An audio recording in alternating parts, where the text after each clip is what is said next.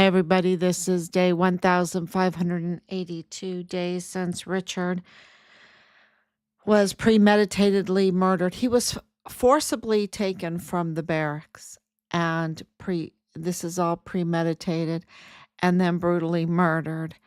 And then they didn't respect his remains.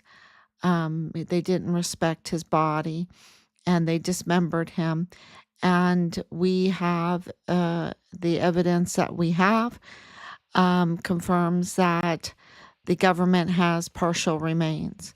And so this has been 1,582 days that we have been investigating our son's murder. And it was not by our choice. We were asked to do this. We were told to do this by the CID, the Army CID, and Richard's chain of command, and also the commander of Fort Bliss, Sean Bernabe. Sean Bernabe needs to be stripped from our beautiful uniform. Okay, he wears our uniform, right? He needs to be stripped from that uniform, stripped from the stars. He is a disgrace to our country, to our armed forces, to the Army. He's a disgrace. He's a, let's just say this. We don't need an enemy if we have him around, because he is the enemy of the United States of America. And we need to not pay for him, not fund his schemes and his lies. And just wanted to make that clear. I don't know where that came from. I wanted to talk about Judge Medrano recusing himself from the Walmart mass shooting. But of course, when I think about Sean Bernabe wearing our uniform, wearing our stars, being paid for by us, and being an enemy of this country, doing us harm in the time when, the people are talking about World War III, it really gets under my skin, because we can't afford to have enemies wearing our uniform, wearing our stars, and he's a 3-star general. He cannot have that kind of power over our volunteer sons and daughters. He's up to no good, and we're just asking for trouble if we don't do anything about it.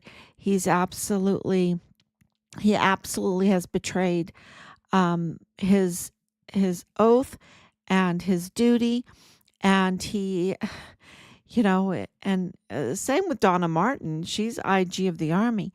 So we're very happy that this new administration has collected names for generals that, first things first, they need to be fired. Absolutely. Let me lift this up a little bit. See if I can lift it. Yeah, it's better. So, just a lot going on in Richard's case and in the Walmart case. And our goal is to get our son's remains and get accountability for those who did this to Richard, and also for the cover-up.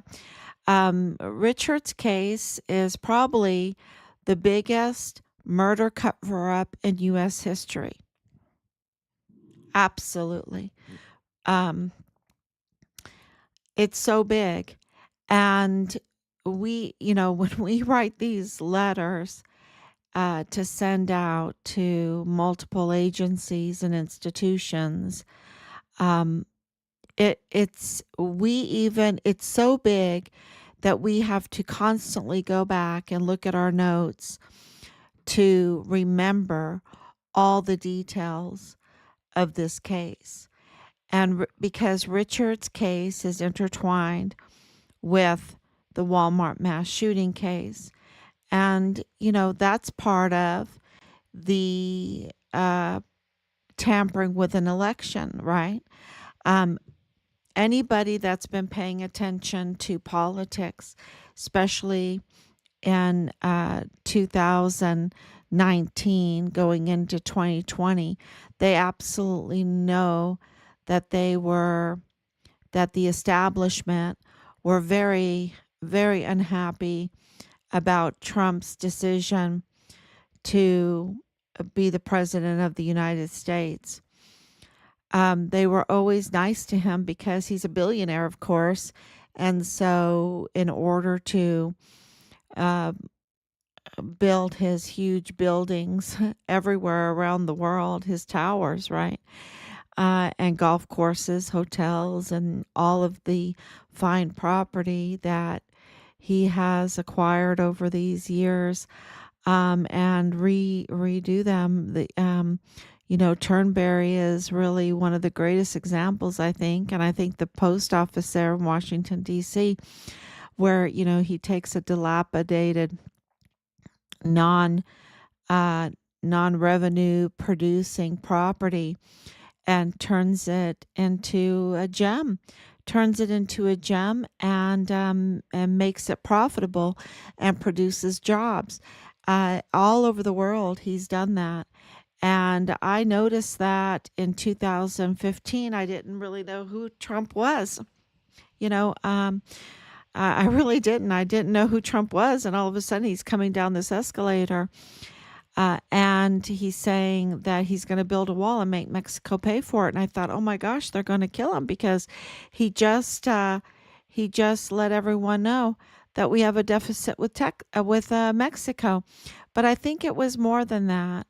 I think it was all eyes and on Mexico. I think the other day I wrote some notes down. I have to go back and look at them because some other things came to my mind of what all that meant, with the cartel and with the criminal trafficking and everything.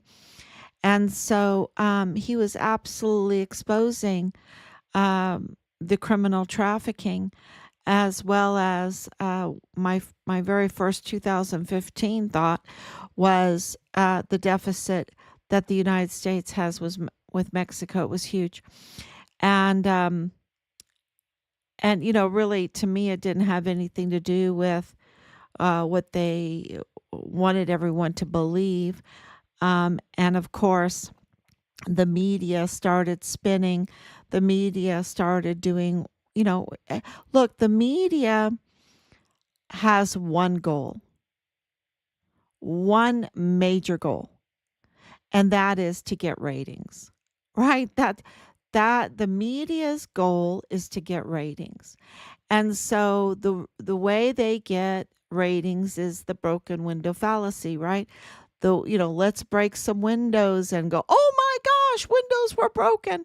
Everyone, watch out, the sky is falling.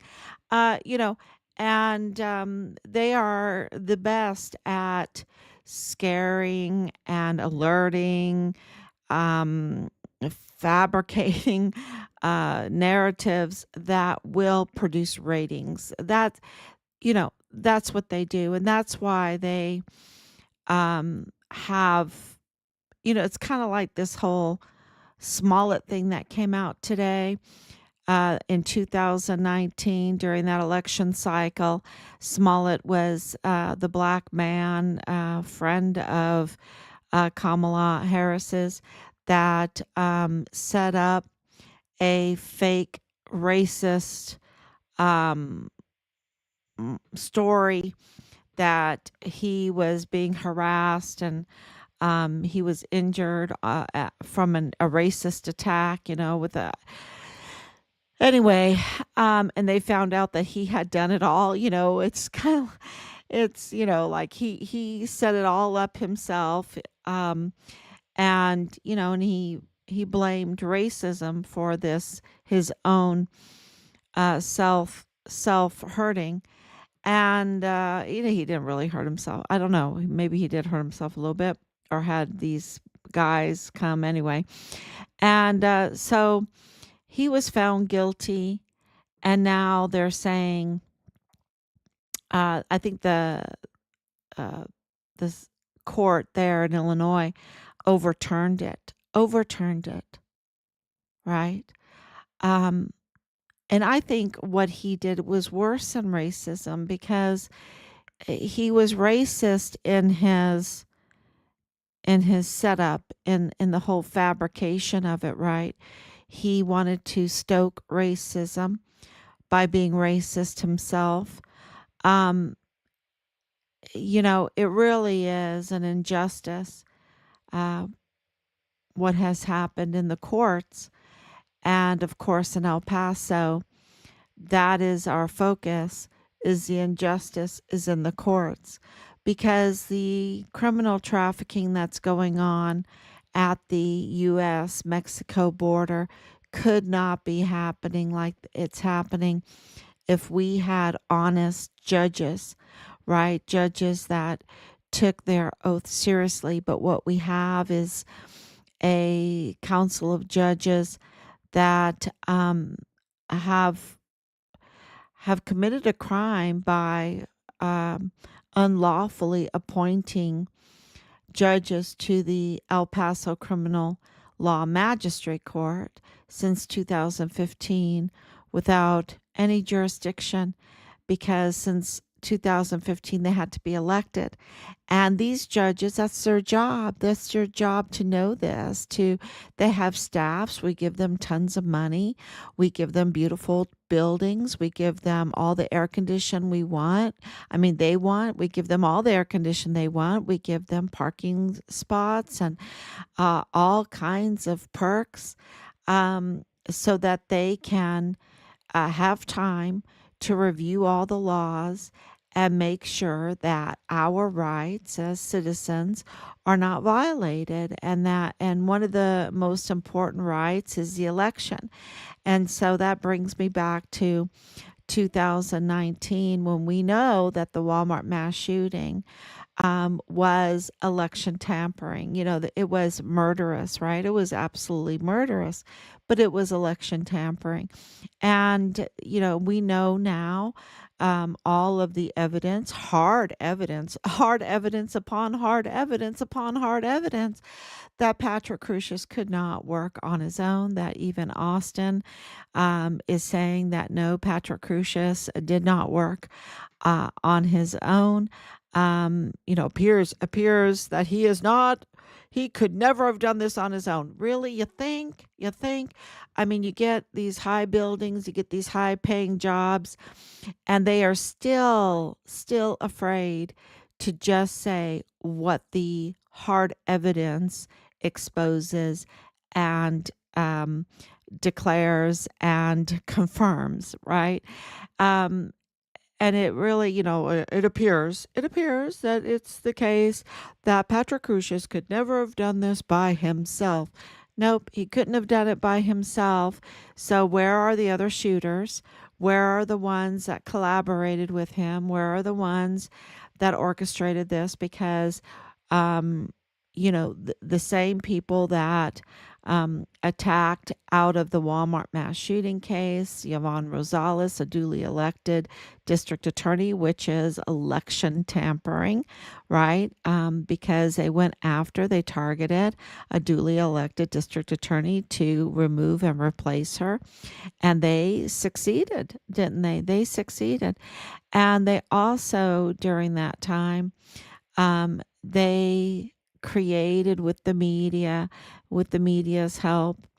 And I never knew how evil, how dirty the media, mainstream media, um, and I'm not talking 100%. I'm talking maybe, it's pretty bad.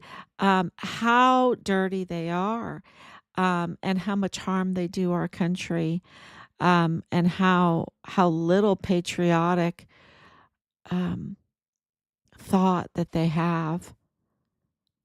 They have none.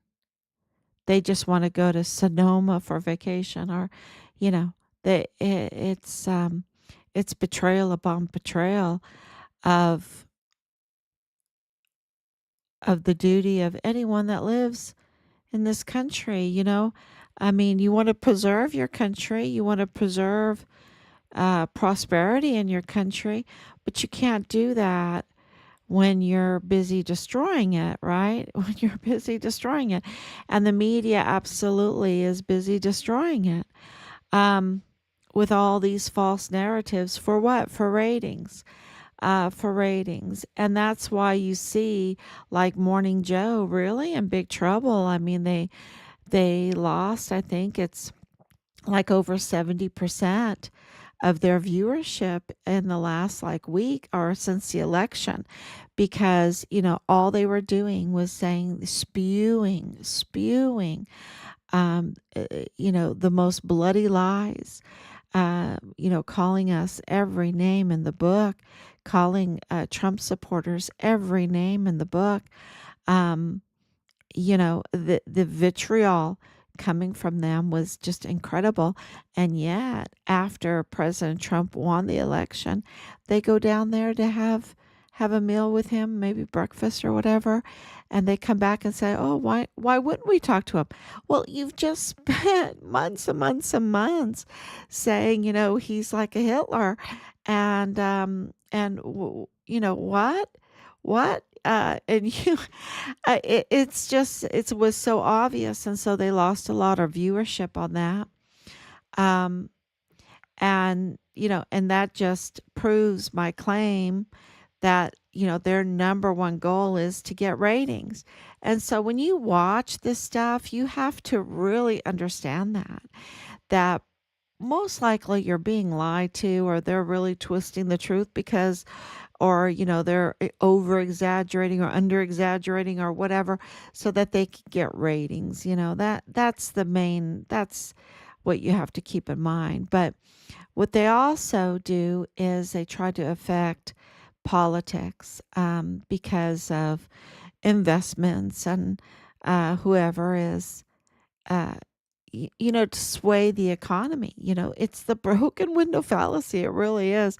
They want to sway the economy the way they want it to go, into what direction they want it to go into. It wasn't in small businesses, right? That's not where they wanted the economy to go into. It wasn't really their intention was these big donors, these big box businesses. And you saw that in 2019 and 2020 and 2021.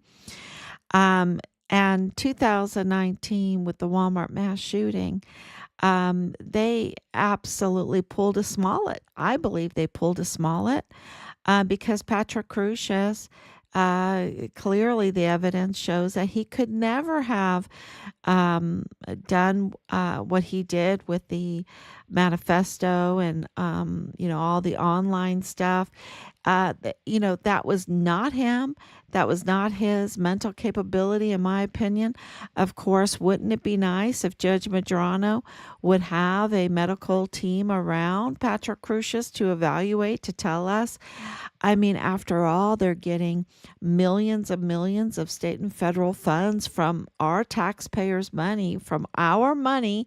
They're getting all kinds of money. Wouldn't it be nice if he would, try to save us some money, or spend it wisely by, first and foremost, having a good team around Patrick Crusius to evaluate him mentally, and to absolutely um get it out with his family from the police department, that he was at 3 years old hitting his head on the sidewalk, right?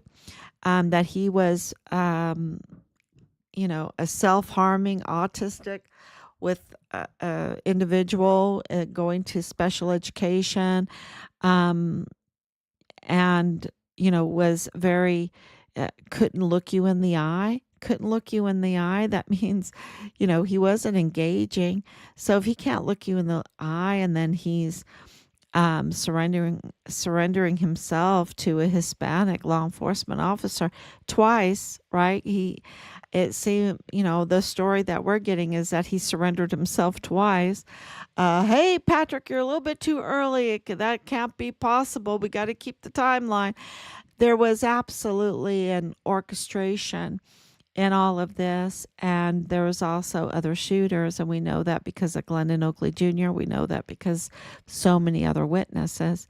And we know that Richard's truth is hiding under the Walmart case. And I'll tell you why, because the same people that are part of the Walmart case that attacked Yvonne Rosales, right? That attacked um, Glendon Oakley Jr. is the same individuals that attacked our key witness, whistleblower, and also Richard, and also, yeah, and also our family, and also our family.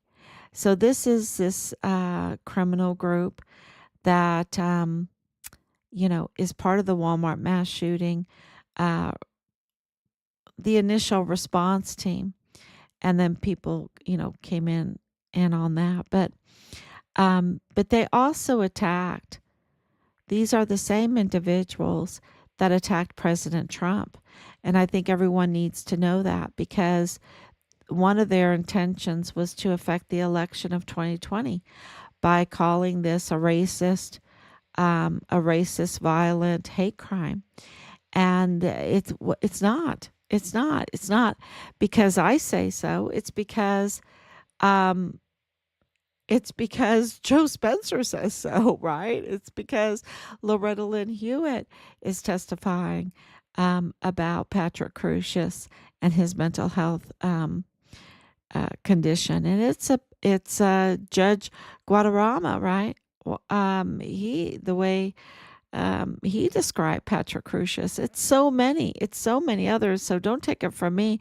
Patrick Crusius is not a racist. So says Joe Spencer. So says Patrick Crusius in one of the pretrial hearings, or in the sentencing hearing. In the sentencing hearing. Um, so they and he doesn't talk really well. Okay, he had slow language development with his condition because he's internal. He's an introvert, self-hurting, uh, autistic individual with severe mental health condition. Um, and that leads me to you know. When you are facing 9,000 years in prison, which that's what he was sentenced to with this plea deal, right? It's this plea deal. Oh, I'm going to plead for you. You might be special education. You might have, hit yourself on the head when you were 3 years old on the sidewalk. You might, be hitting yourself in a corner in your classroom or something like this.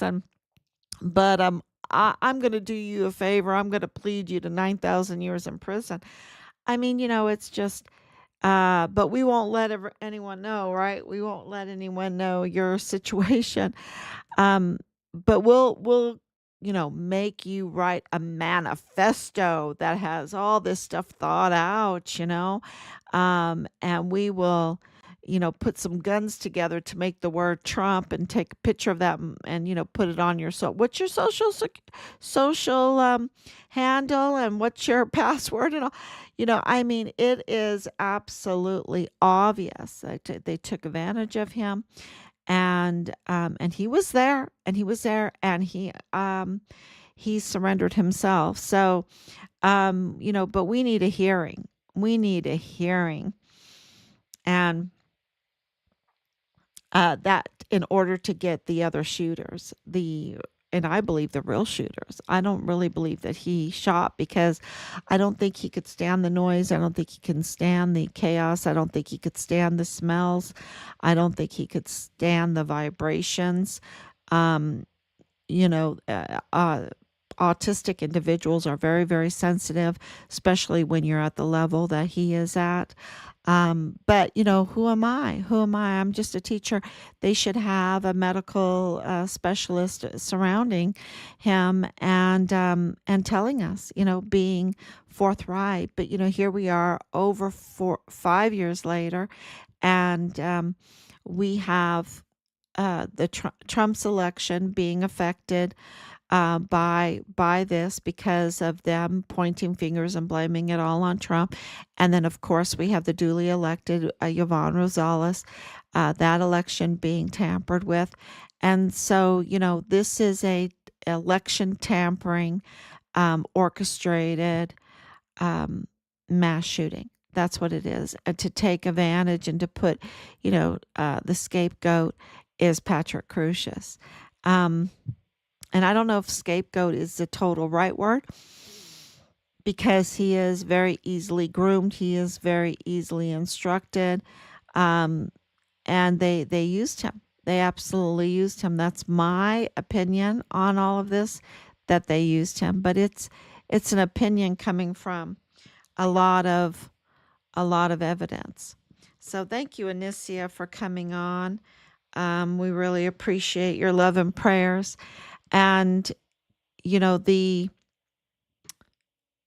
media has inserted themselves into all of this. With Bob Moore, of course, with El Paso Matters, who's owned by El Paso Community Foundation, but there's others too now.